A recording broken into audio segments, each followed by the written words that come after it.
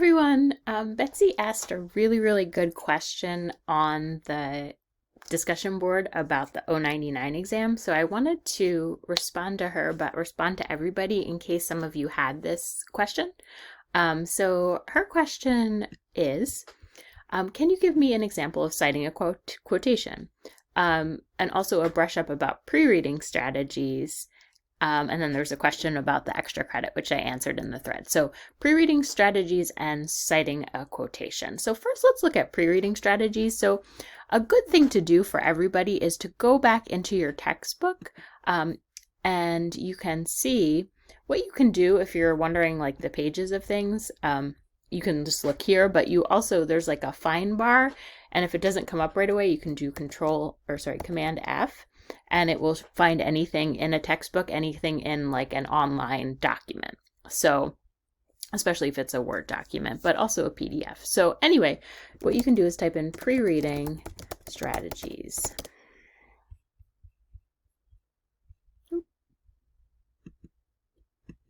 And then hit enter.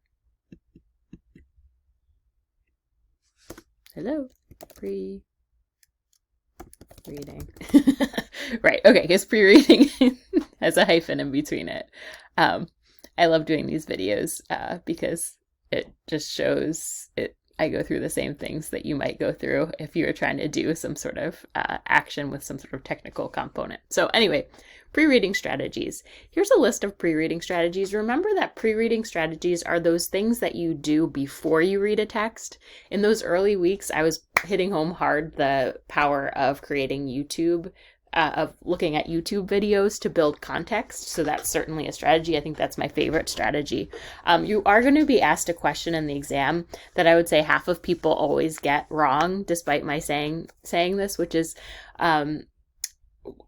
what pre-reading strategies did you use before reading this article? So a lot of times people talk to me about the annotation strategies, but for that question, you should say, which of these two did you use, or would you use, or should you have used when looking at the article? So you can read the title and write down anything you already know about it. That activates the cells in your brain to get ready to receive more information.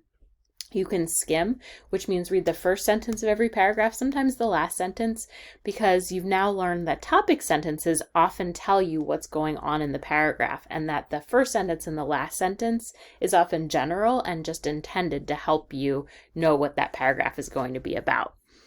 YouTube, my favorite strategy, you can look up information about the author or the text itself or the topic on YouTube. You can look up information about the author to start making like connections. It will help you to think about why this author wrote this piece, to get to know them as a person.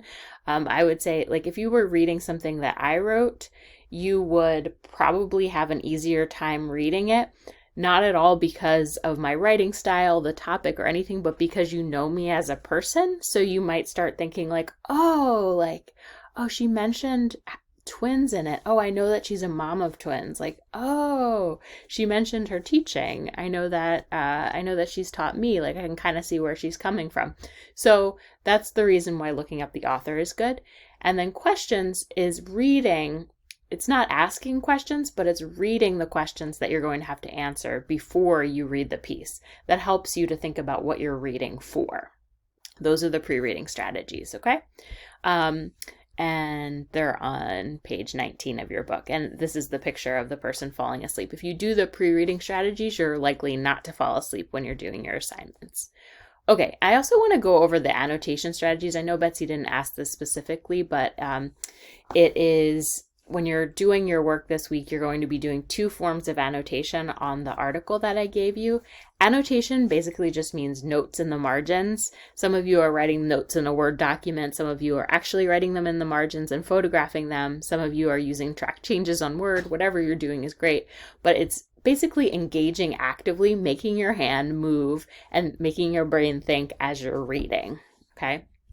So one type of annotation which I would like you absolutely to do is the vocabulary annotation, because on your exam, there will be questions about vocabulary. Now, you absolutely can look up the definitions as you're going along during the exam. So, but writing them down helps you to actually solidify them in your head. So A couple of you mentioned in your feedback sheets, if you've done those already, about how it was helpful and sort of motivating to not just get through the material to make it to the next level, but to try to really understand it so that you're ready for the things you're going to have to do in your next classes and in your life. So writing the definitions of vocab words and really looking at what they mean within the sentences can help you to understand the piece and just actually help you to build your vocabulary. If you try out, some of the words that you're learning in your essays,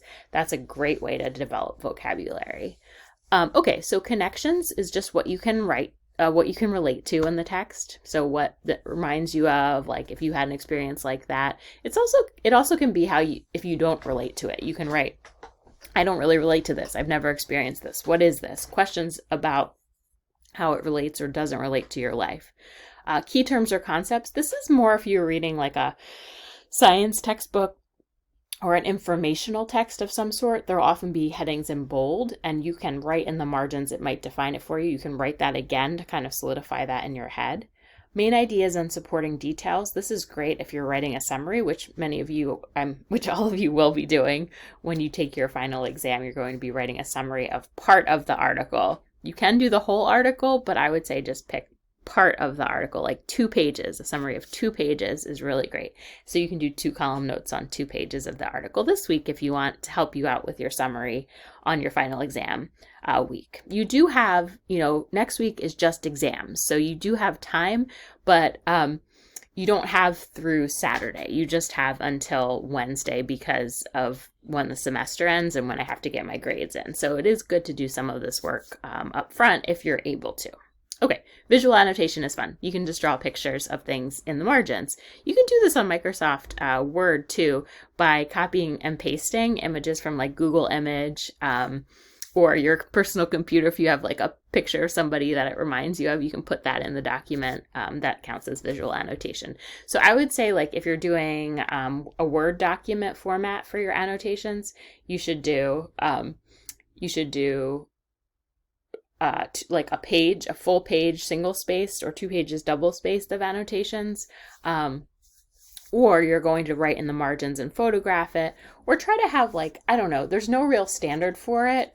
I would say like at least 5 to 10 annotations per page, even if that's just like a question mark, writing a definition again in the margins.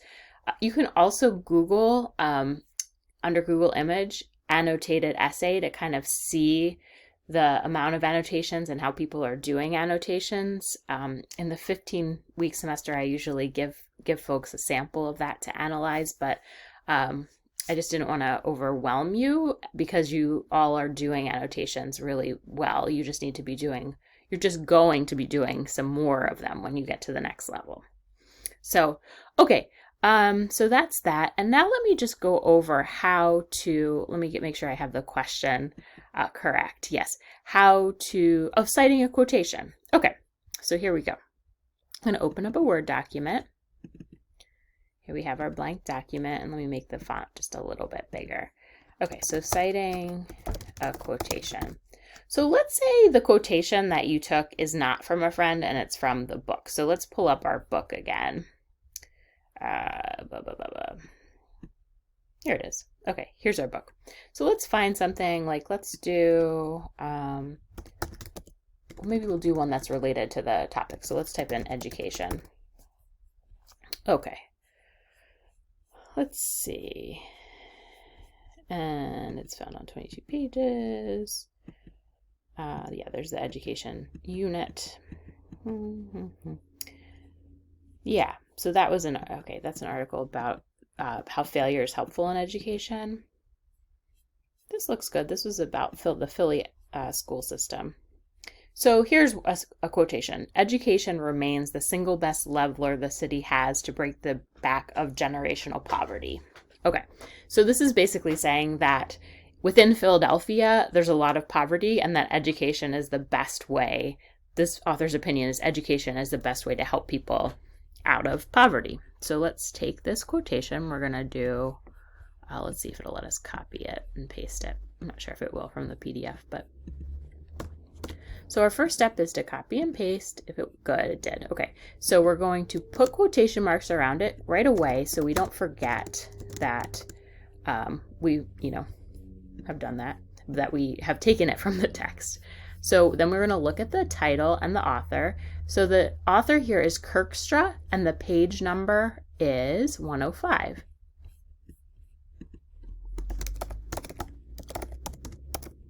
And you're going to put the period at the very end.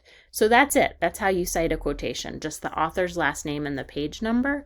Or if you are talking about what a person said, you're not like a person you don't need to create a citation, because you would say, according to Bob Smith, and then say the quotation.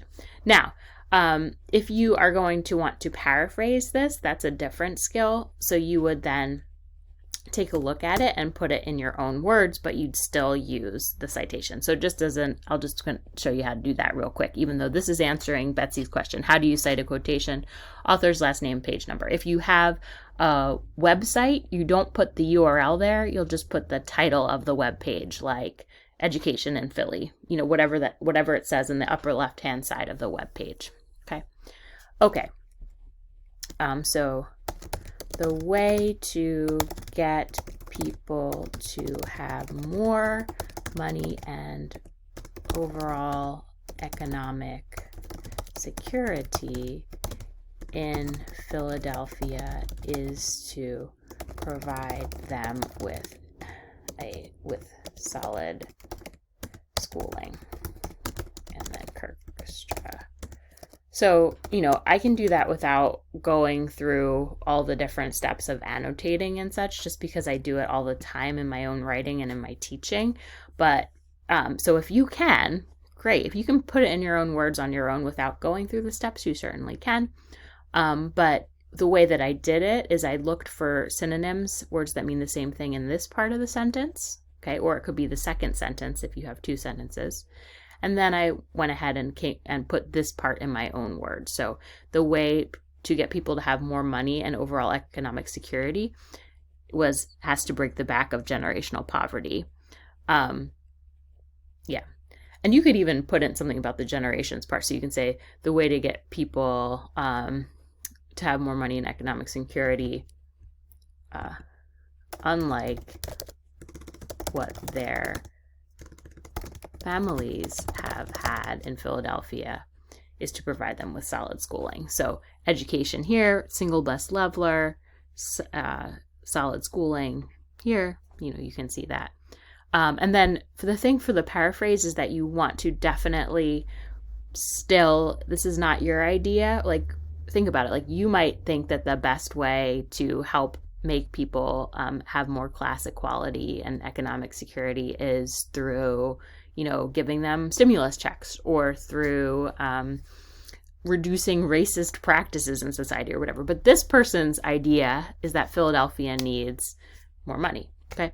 Well, Philadelphia doesn't need more money. It needs to give education so that Philadelphians can gain more money because of their education. So that's a little bit of information, probably more than Betsy wanted, but maybe this will be helpful to you as you're thinking about your exams, your upcoming exams, and paraphrasing and citing. So in your citation sandwich, you would just start with your topic sentence, introduce the title of this piece, and then explain how it relates to your topic and give the link to the thesis. So you can watch the quotation sandwich video again if that is something that's helpful to you. All right. Thanks, everyone. Please email me if you have questions or you need more instruction.